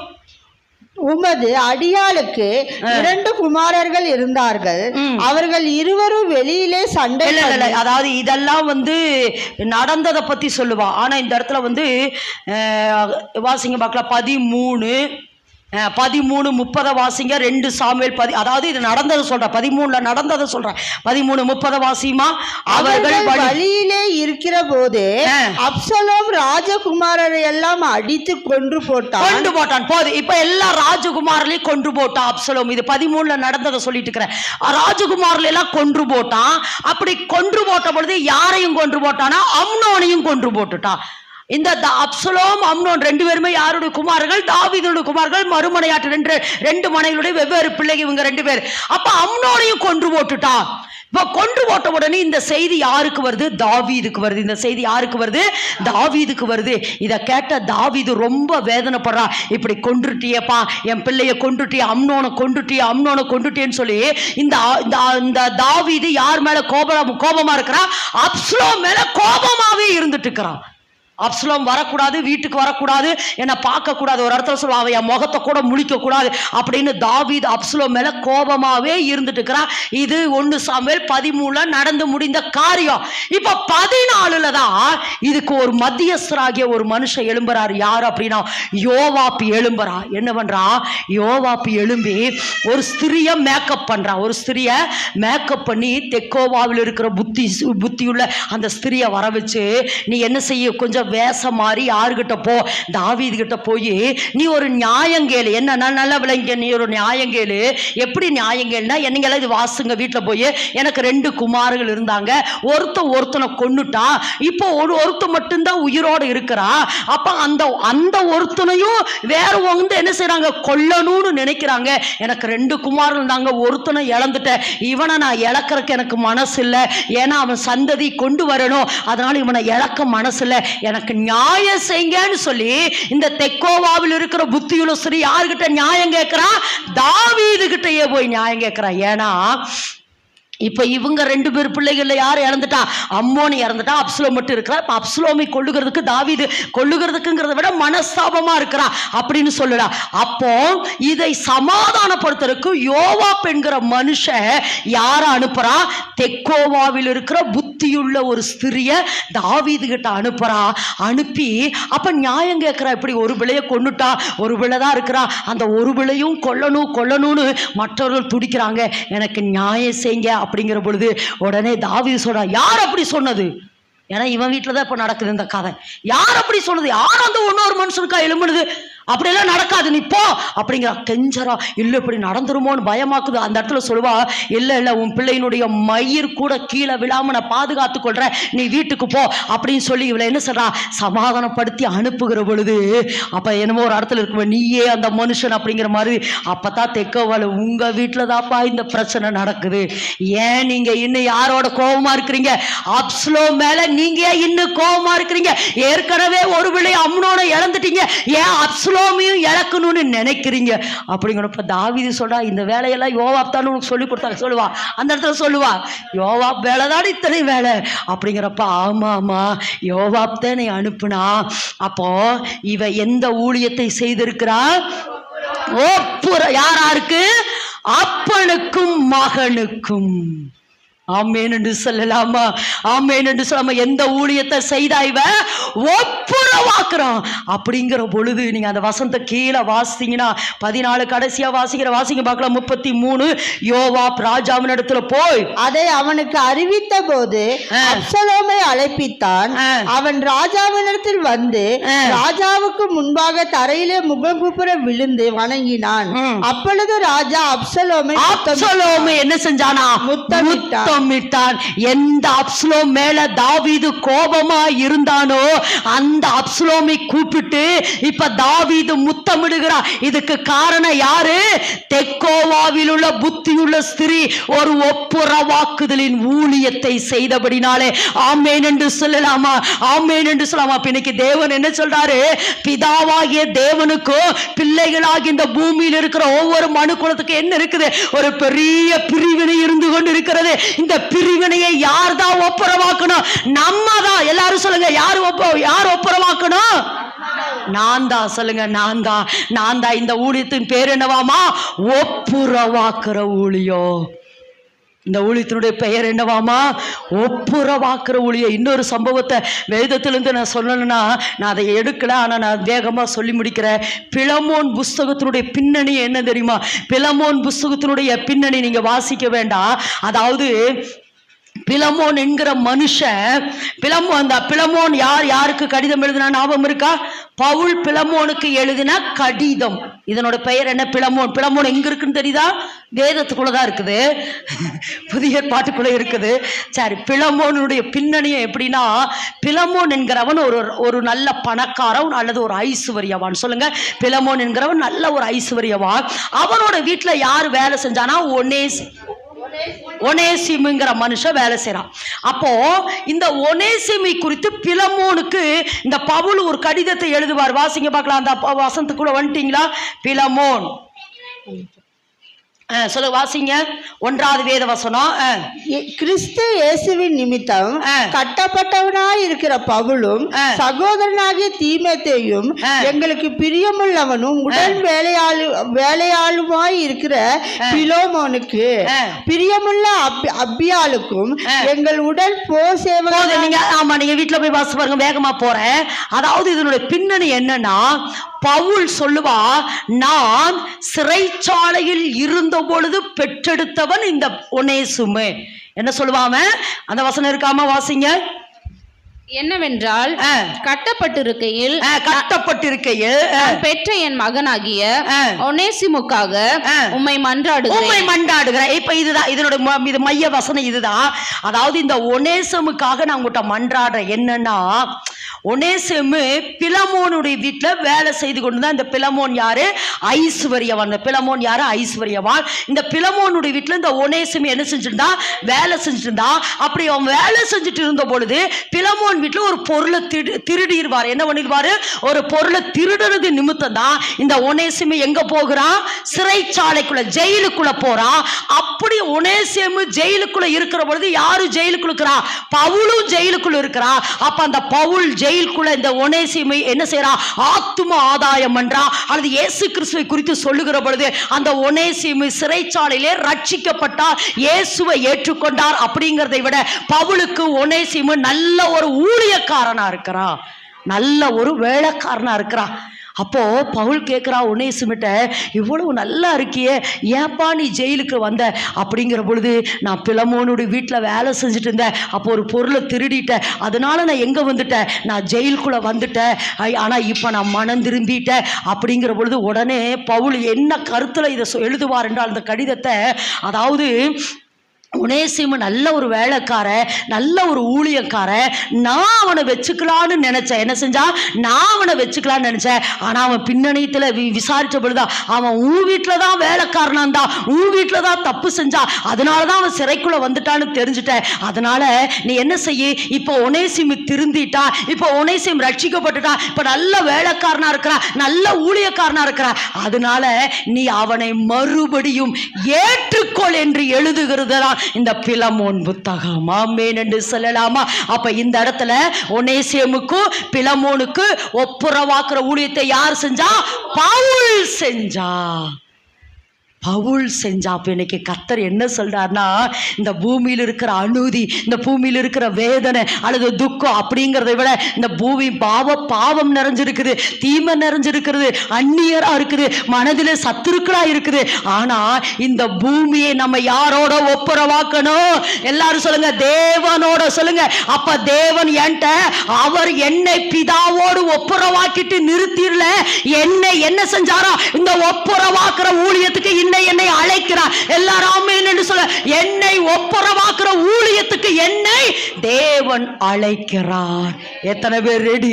எத்தனை பேர் ரெடி? சொல்லுங்க, நான் வர ஆண்டவரே, நான் வர. இனி இந்த பூமியை தேவனோடு நான் ஒப்புரவாக்க போறேன். இனி இந்த ஊழியத்தை தான் நான் செய்ய போறேன். இதுவரைக்கும் என்ன பிதாவோடு ஒப்புரவாக்குறதுக்கு இவ்வளவு கிரயம் செய்திருக்கிறீர் என்றால், நான் இனி இந்த பூமியை தேவனோட ஒப்புரவாக்குறேன். அடுத்த வசனம் வாசிங்க, 19 வாசிங்க. 2 கொரிந்தியர் 5:18 வேண்டாம், 19 வாசிங்க. ஒப்புரவாக்கணும்னு சொல்லிட்டு கீழே என்ன தெரியுமாமா சொல்றாரு? சொல்லுங்க பார்க்கலாம், வாசிங்க பார்க்கலாம், வாசிங்க பார்க்கலாம். இவையெல்லாம் தேவனாலே உண்டாயிருக்கிறது. அவர் இயேசு கிறிஸ்துவை கொண்டு நம்மை தம்மோட ஒப்புரவாக்கி ஒப்புரவாக்குதலின் ஊழியத்தை எங்களுக்கு ஒப்பு கொடுத்தார். அது என்னவெனில், தேவன் உலகத்தாருடைய பாவங்களை எண்ணாமல் கிறிஸ்துவுக்குள் அவர்களை தமக்கு ஒப்புரவாக்கி ஒப்புரவாக்குதலின் உபதேசத்தை. நல்லா விளங்கமா. இப்போ முதல்ல நான் பாயிண்டா சொல்றேன். முதல்ல என்னை தேவனோடு நல்ல இங்க இருந்து சொல்லுங்க, என்னை தேவனோடு ஒப்புரவாக்கினார். அவர் ஒப்புரவாக்கிட்டா அடுத்து என்ன கொடுத்திருக்கிறாராமா? ஒப்புரவாக்குற ஊழியம். இந்த ஒப்புரவாக்குற ஊழியத்தை எடுத்துட்டு நான் என்ன மெசேஜ் கொடுக்கிறேன்னா, ஒப்புரவாக்குற உபதேசத்தை. எல்லாரும் சொல்லுங்க, நான் இனி என்ன செய்யணுமாமா? ஒப்புரவாக்குற உபதேசம். சொல்லுங்க, நான் இனி தேசத்துல என்ன செய்யணும்னா ஒப்புரவாக்குற உபதேசத்தை இந்த ஊழியத்துல நான் பிரீச் பண்ணணும். எதுங்க ஒப்புரவாக்குற உபதேசம்? எதுங்க ஒப்புரவாக்குற உபதேசம்? அதுதான் சுவிசேஷம். ஒப்புரவாக்குற உபதேசம் என்னன்னா, இப்ப என்ன தேவன் மன்னிச்சுட்டாரு, என்ன செஞ்சிட்டாரு? என்ன தேவன் மன்னிச்சுட்டாரு. இப்ப நான் தேவனை ஆராதிக்கிறவளா? இன்னைக்கு நல்ல ஒரு சாட்சியை கேட்டோமே. இன்னைக்கு நான் இப்படி இருந்த, நான் இப்படி என்னை கர்த்தர் மாற்றி இருக்கிறாரு. அதனால நீ ஏசப்பா உங்களையும் மன்னிப்பாரு, ஏசப்பா உங்களை ஆசீர்வதிப்பாரு, ஏசப்பாட்ட நீங்க திரும்ப வாங்கன்னு சொல்லி இந்த உலகத்தில் இருக்கிற மனு குலத்தை எல்லாம் நான் ஏசப்பாட்ட சொல்றேன் பாருங்க. அதுதான் உபதேசம்.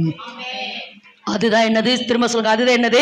உபதேசம். சொல்லுங்க என்கிட்ட முதல்ல, திரும்ப சொல்லுங்க. நான் முதல்ல தேவன் என்னை பிதாவோடு ஒப்புரவாக்கினார். ரெண்டாவது என்ன செஞ்சாரு? ஒப்புரவாக்குற ஊழியத்தை என்கிட்ட கொடுத்தாரு. ஒப்புரவாக்குற ஊழியத்தோட எதையும் கொடுத்துட்டாரு? ஒப்புரவாக்குற உபதேசம். அதுக்கு இன்னொரு வசனத்தை நான் இன்னும் ஆழமா பேசணும்னா வாசிங்க பார்க்கலாம். எபேசியரின் புத்தகம் நினைக்கிற வாசிங்க. ரட்சிப்பின் எபேசியர் 1:13 வாசிப்பா. 1:13. நீங்களும் உங்கள் ரட்சிப்பின் சுவிசேஷமாகிய சத்திய வசனத்தை கேட்டு விசுவாசிகளான போது வாக்குத்தத்தம் பண்ணப்பட்ட திரும்ப சொல்லுங்க. நான் இப்ப பிதாவோட என்ன ஆயிட்டேன்? ஒப்புரவாயிட்டேன். என்கிட்ட எதை கொடுத்திருக்கிறாரு? ஒப்புரவாக்குற ஊழியத்தை தந்தாரு. ஒப்புரவாக்குற ஊழியத்தோட நான் எதை சொல்லணும்? ஒப்புரவாக்குற உபதேசம். என்ன சொல்லுங்க? ஒப்புரவாக்குற உபதேசம் அப்படின்னா என்னன்னு சொல்ல வர இந்த இடத்துல? ஒப்புரவாக்குற உபதேசம்னா, நீங்கள் உங்கள் ரட்சிப்பின் சுவிசேஷமாகிய சத்திய வசனத்தை. இந்த இடத்துல 4 இருக்குது பாருங்க. என்னது? ரட்சிப்பு இருக்குது, சுவிசேஷம் இருக்குது, சத்தியம் இருக்கிறது, வசனம் இருக்கிறது. எத்தனை இருக்கிறது? 4 இருக்குது. எத்தனை இருக்குது? 4 இருக்கிறது. இத தலையிலா சொல்லுங்க. முதல்ல என்னது? வசனம். ரெண்டாவது சத்தியம். மூணாவது என்னது? சுவிசேஷம். நாலாவது என்னது? ரட்சிப்பு. இப்போ இத தலைகளை, இதுதான் உபதேசம். என்ன? இதுதான் உபதேசம். அதாவது ஒப்பு கொடுத்தனுடைய உபதேசம் என்னன்னா, இந்த இடத்துல வாசிக்கிறோம் வசனம். சொல்லுங்க எல்லாரும் என்ன சொல்லுங்க? வசனம். நான் ஆண்டு கொள்ளுவேன் என்கிறது வசனம். எல்லாரும் ஆமென் என்று சொல்லுங்க. அதாவது ஆண்டு கொள்ளுவேன் அல்லது தேவனனை ஆசீர்வதித்திருக்கிறார் என்பது வசனம். சொல்லுங்க, தேவனனை நான் வாளாகாம தலையாவ, கீழாகாம மேலாவ, என் சத்துருக்களுக்கு முன்பாக எனக்கு, இதெல்லாம் வசனங்கள். சொல்லுங்க, இதெல்லாம் என்னது? வசனம். இப்போ இந்த வசனம் என் வாழ்க்கை எல்லாரும் என்ன பாருங்க, இந்த வசனம் என் வாழ்க்கையிலே நிறைவேறுகிறதுக்கு அல்லது நான் ஆண்டு கொள்ளுகிறதுக்கு உண்டான கிரயத்தை இயேசு கிறிஸ்து சிலுவையிலே செய்து முடித்தார். அது எனது சத்தியம். சொல்லுங்க சொல்லுங்க. நான் ஆண்டு கொள்ளுவேன் என்பது வசனம். சொல்லுங்க, நான் ஆண்டு கொள்ளுவேன் என்பது வசனம். நான் ஆண்டு கொள்ளுவதற்குண்டான கிரயத்தை இயேசு கிறிஸ்து எங்க செலுத்திட்டாரு? எங்க செலுத்திட்டாரு? சிலுவையிலே செலுத்தி விட்டார். அதனால சிலுவையிலே செலுத்தினபடினால அதுக்கு பேர் என்னது? சத்தியம். இது நான் பேசிக்கொண்டு இருக்கிறது சத்தியம். இது என்னது? சத்தியம். இதை நான் சொல்லுவது சுவிசேஷம். இதை சொல்லுங்க. நான் இதை சொல்லுவது என்னது? சுவிசேஷம். இதை கேட்டு ஒரு மனுஷன் விடுதலையாவது ரட்சிப்பு. எல்லாரும் நல்ல நல்ல நல்ல நல்ல ரகதல ரபதட. இதை நான், ஆமா, இதை நான் கேட்கிற ஒரு மனுஷன் ரட்சிக்கப்படுறான். ரட்சிக்கப்படுறான்னு என்ன அர்த்தம்? ரட்சிப்புன்னு என்ன அர்த்தம்? ஏற்கனவே சொல்லிக்க, ரட்சிப்புனா விடுதலை. சொல்லுங்க, ரட்சிப்புன்னு என்னது? விடுதலை. ரட்சிப்புன்னு என்னது? திரும்ப சொல்லுங்க. அதாவது நான் ஆண்டு கொள்வேன் என்பது வசனம். நான் ஆண்டு கொள்ளுகிறதுக்குண்டான கிரயத்தை இயேசு கிறிஸ்து சிலுவையிலே கிரயம் செய்து விட்டார். அது என்பது சத்தியம். அதை நான் வெளியே சிலுவையை குறித்து பேசுவது சுவிசேஷம். இயேசு உன்னை நேசிக்கிறார். இயேசு உன் துக்கத்தை மாற்றுவார், உன் பிரச்சனையை மாற்றுவார், உன் போராட்டத்தை மாற்றுவார், உன் கண்ணீரை மாற்றுவார் என்று சொல்லுவது சுவிசேஷம். அதை கேட்டு ஒரு மனுஷன் உலகத்திலிருந்து விடுதலையாகி, பாவத்திலிருந்து விடுதலையாகி வருகிறது ரட்சிப்பு. நல்ல கரந்தட்டு, நல்லா கரந்தட்டு, நல்லா கரந்தட்டுங்க, நல்லா கரந்தட்டுங்க. ஓகேவாமா? அப்போ ஒப்பு கொடுத்தலினுடைய உபதேசம். ஆமென் என்று சொல்லாமா? ஒப்பு கொடுத்த. இப்ப திரும்பவும் சொல்லுங்க. முதல்ல பிதாவோடு தேவன் என்ன பண்ணாரு? ஒப்புரவாக்கிட்டு அதோட என்ன நிறுத்தல. திரும்பவும் சொல்றேன், ஒப்புரவாக்குற ஊழியத்தை எல்லார்ட்டையும் தேவன் கொடுக்கல. சொல்லுங்க, என்ன தெரிந்து கொண்டாரு. எல்லாம் சொல்லுங்க, என்ன, அதாவது யாரு அவருக்கு பிரதிநிதித்துவம். அப்படி சொன்ன பார்த்தீங்களா? அதாவது நான் இப்போ ஒப்புரவாக்குற ஊழியத்தை அல்லது ஒப்புரவாக்குற உபதேசத்தை நான் பேசிக்கொண்டிருக்கிறேன் என்றால் என்னை இந்த பூமியில தேவன் எப்படி நிறுத்தி இருக்கிறாரு? நல்லா நல்லா நல்லா அதுக்கு கீழே இருக்குது பாருங்க, கீழே ஸ்தானாதிபதி. ஆமா, அம்பாஸ்டர். ஆமா, இதை ஒரு நாள் என்று சொன்னார். அம்பாஸ்டர் என்னை பூமியில தேவன் எப்படி வச்சுக்கிறாரு? அம்பாஸ்டர் வச்சிருக்கிறாரு. நான் ஒரு இந்த பூமியில ஸ்தானாதிபதி. எல்லாவற்றுக்கும் இப்படி சொல்லலாம் இல்லைனா, நான் இந்த பூமியில ஒரு மத்தியஸ்தனாய் தேவன் வச்சிருக்கிறாரு. மத்தியஸ்தனாய் தேவன் வானத்துக்கும் பூமிக்கு அல்லது தேவனுக்கும் மனிதனுக்கு. இப்ப நான் எப்படி நிக்கிறேன்னா, மனிதனுக்கும் தேவனுக்கு நடுவாக நான் உங்களோட பேசுற அது மத்தியஸ்த. இந்த தெக்கோவாவில் இருக்கிற புத்தி ஸ்திரீ எப்படி ஒப்புரவாக்குனா மத்திய நின்னு பிலமோனுக்கு ஒனேசேமுக்கு பவுல் எப்படி நின்னாரு? மத்தியஸ்தரா நின்னாரு. நிறைய சொல்லல. எங்க பிள்ளைகளுக்கு கடந்த நாட்கள் டீச் பண்ணின யாரு? யூதாகிட்ட. ஆமா, யூதா யாருன்னா, யூதா மத்தியஸ்தராய் நின்று பென்யமீனை யாருகிட்ட திருப்பினா? பென்யமீனை தானே யோசேப்பிட்ட திருப்பினா. இது மத்தியஸ்தன், இது உத்தரவாதி. நான் அவனுக்கு உத்தரவாதி. இந்த பூமியை தேவனிடத்துல திருப்புகிறதுக்கு நான் ஒரு உத்தரவாதி. அண்ட் யூதா சொன்னா பென்யமீன நான் யாக்கோப்பு கிட்ட போய் சேர்க்கிறதுக்கு நான் உத்தரவாதம் வாங்கிட்டு வந்திருக்கிறேன். நான் இவனுக்கு உத்தரவாதி. இந்த பூமிக்கு நான் ஒரு உத்தரவாதி. இந்த பூமியை தேவனோட சமரசம் பண்ண, இந்த பூமியை தேவனோடு ஒப்புரவாக்க, இந்த பூமியை தேவனோட மறுசீரமைக்கிறதுக்கு நான் ஒரு உத்தரவாதி. எல்லாரும் ஆமென் என்று சொல்லலாமா? நான் யாராமா? உத்தரவாதி. உத்தரவாதி. அப்ப சொல்லுங்க, முதல்ல சொல்லுங்க, நான் தேவனோடு என்ன ஆயிட்டேன்? ஒப்புரவாயிட்டேன். அடுத்து தேவன் எனக்கு எதை கொடுத்திருக்கிறாரு? ஒப்புரவாக்குதலின் ஊழியத்தை கொடுத்தாரு. ஒப்புரவாக்குதலின் ஊழியத்தோட எதையும் சேர்த்து கொடுத்திருக்கிறாரு? ஒப்புரவாக்குற, நல்லா நல்லா சொல்லுங்க, ஒப்புரவாக்குற உபதேசம் என்னது? சுவிசேஷம். சொல்லுங்க, ஒப்புரவாக்குற ஊழியம் என்னது? சுவிசேஷம். எல்லாவற்றுக்கும் மேலாக இதெல்லாம் ஒரு பக்கம் செஞ்சாலும் நான் மெயினா என்ன தெரியுமா செய்யணும்? வாசிங்க மக்களா, கடைசியா 1 யோவான் 3:16 வாசிங்க. 1 யோவான் 3:16 எல்லாரும் வாசிங்கம்மா. எல்லாரும் இந்த வேத வசனத்தை வாசிங்க. அவர் தம்முடைய ஜீவனை நமக்காக கொடுத்ததினாலே அன்பு இன்னதென்று அறிந்திருக்கிறோம். நாமும் சகோதரருக்காக ஜீவனை கொடுக்க. நாம் சகோதரருக்காக எதை கொடுக்க? நல்லா சொல்லுமா, எதை கொடுக்கணும்? ஜீவனை கொடுக்கணும். ஜீவனா என்ன? நல்லா சொல்லுங்க, எதை கொடுக்கணும்? உயிர். கிறிஸ்துவம் இல்லாதவன் அல்லது ஒருவனுக்குள் கிறிஸ்து இல்லாமல் இருந்தால் அவன் உயிரற்றவனாய் இருக்கிறான். நாம் போய் என்ன செய்யணும்? உயிரை கொடுத்து கொடுத்து இந்த பூமியை தேவனுக்கு நான் சொந்தமாக்கணும். உயிர் இல்லாம இருக்காங்கம்மா. உயிர் இல்லாம, ஜீவன் இல்லாம எத்தனையோ பேர் இருக்கிறாங்கம்மா. வாழ வழி தெரியல, நீ தற்கொலைதான் முடிவுன்னு எத்தனையோ பேர் இருக்கிறாங்க. இல்லை இல்லை, நான் அவர்களுக்கு எதை கொடுக்கணுமாமா? ஜீவனை கொடுக்க கடனாளியா இருக்கிற. நீங்க எதுக்கு கடனாளி? இத்தனை இந்த 6 வாரம் இந்த சத்தியத்தை கேட்டீங்களேம்மா. ஜீவன் ஜீவன் ஜீவன். இந்த ஜீவனை நீங்க மட்டும் பெற்றுட்டு போயிடக்கூடாது.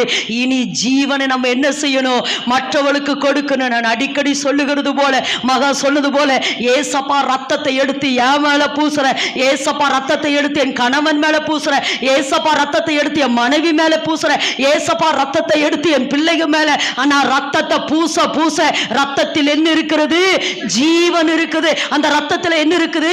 உயிர் இருக்குது. அப்ப அந்த ரத்தத்தை எடுத்து நான் பூச பூச என் கணவனுக்குள்ள ஜீவன் வருது, என் மனைவிக்குள்ள ஜீவன் வருது, என் பிள்ளைக்குள்ள ஜீவன் வருது. எல்லாவற்றுக்கும் மேலாக இந்த தேசத்துக்கு மேல, இந்த பட்டணங்களுக்கு மேலாக நான் ரத்தத்தை பூச பூச அந்த ரத்தத்தில் இருக்கிற ஜீவன், அந்த ரத்தத்தில் இருக்கிற உயிர், மாமிசத்தின் உயிர் ரத்தத்தில் இருக்கிறது. அந்த ரத்தத்தை எடுத்து பூச பூச இயேசு கிறிஸ்துவின் ரத்தத்தில் இருக்கிற ஜீவன் இந்த பூமியை ஜீவன் உள்ளதாய் மாற்றுது, உயிர் உள்ளதாய் மாற்றுது.